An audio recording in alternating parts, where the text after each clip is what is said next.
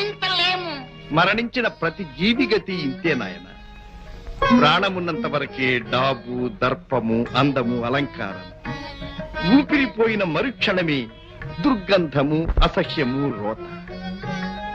మీలో పవిత్రులైన వారెవరైనా ఆ పరమ పదార్థాన్ని భుజించి తరించగలరా? గురుసేవ చేయగలం కానీ ఇటువంటి రోత పనులు చేయలేము. ఇది రోత పనే నాయనా. సిద్ధ ఆజ్ఞ.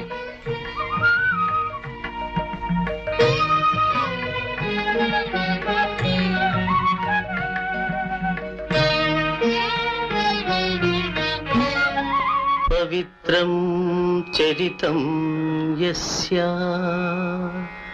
పవిత్రం జీవనం తథా పవిత్రతా స్వరూపా